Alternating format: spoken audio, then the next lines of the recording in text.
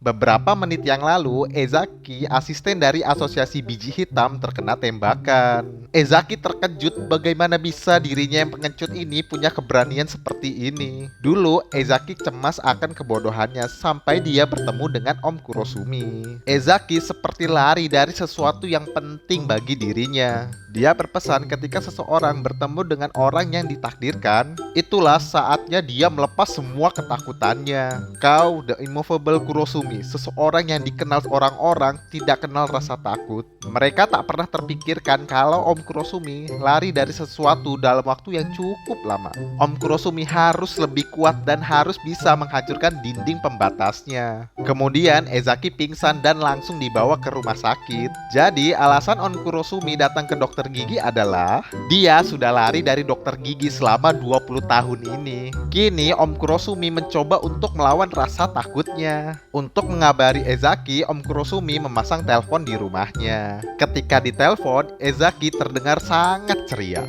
Dan kini Om Kurosumi tahu kalau semua ini adalah rencananya si Ezaki agar Om Kurosumi mau pergi ke dokter gigi. Om Kurosumi terlihat baik-baik saja, tapi ada yang salah. Ini bukan laporan medis, ini adalah surat sumpah. Dokter meminta Om Kurosumi untuk menyenderkan kepalanya. Om Kurosumi terlihat ragu-ragu dan dia berniat untuk kabur. Ketika Om Kurosumi mau kabur, si dokter langsung berkata kalau itu akan menghancurkan gigi dan mulutnya. Mereka akan di mulutmu. Si dokter terus-terusan menakuti Om Kurosumi. Sampai akhirnya Om Kurosumi pasrah untuk diperiksa. Pas mau ngecek mulutnya Om Kurosumi, si dokter langsung menempelkan wajahnya ke wajah Om Kurosumi. Om Kurosumi tampak ketakutan. Dia ternyata nggak takut sama dokter gigi, tapi dia takut sama wanita.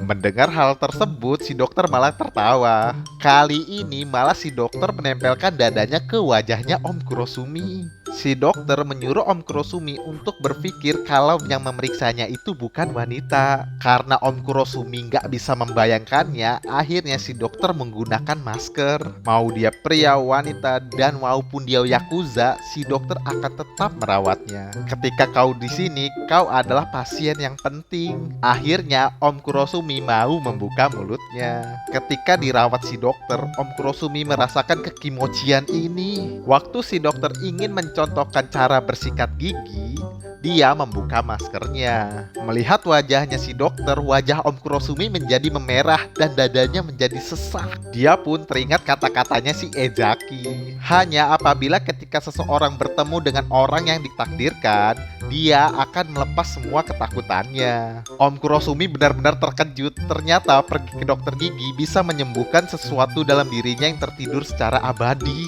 Bisa dilihat ada yang berdiri tegak namun bukan keadilan. Ketika Om Kurosumi sampai di rumah, Ezaki terlihat ketakutan. Dia nggak nyangka ternyata Om Kurosumi malah berterima kasih kepada dirinya. Hanya ketika seseorang bertemu dengan orang yang dia takdirkan, maka dia akan bisa melepaskan semua ketakutannya. Udah ngomong keren-keren, ternyata si Ezaki waktu itu cuma asal ngomong aja. Jadi ketahuan deh kalau Om Kurosumi saat ini lagi menyukai seseorang. Yah, dia cantik, punya pantat yang kecil dan kencang. Dia lebih tinggi dari wanita kebanyakan. Dia mempunyai rambut yang setengah panjang, bulu matanya panjang dan berkilau. Ada rasa kimochi yang gak bisa diungkapkan, seperti ikatan yang lebih dalam antara seorang pria dan wanita. Seperti seolah-olah kita dua luak dari lubang yang sama. Identitas asli dari dokter cantik itu ternyata tuan muda dari keluarga mutiara. Di sini terlihat kalau si dokter siap-siap mau mandi. Pundaknya terasa kaku. Ya, ini semua demi untuk menyembunyikan identitas aslinya. Dan crossdress cuma buat kesenangan aja. Ternyata gendernya adalah cowok. Tuan muda, mungkinkah The Immovable Kurosumi telah bangkit? Haduh, kasihan banget sih Om Kurosumi satu ini.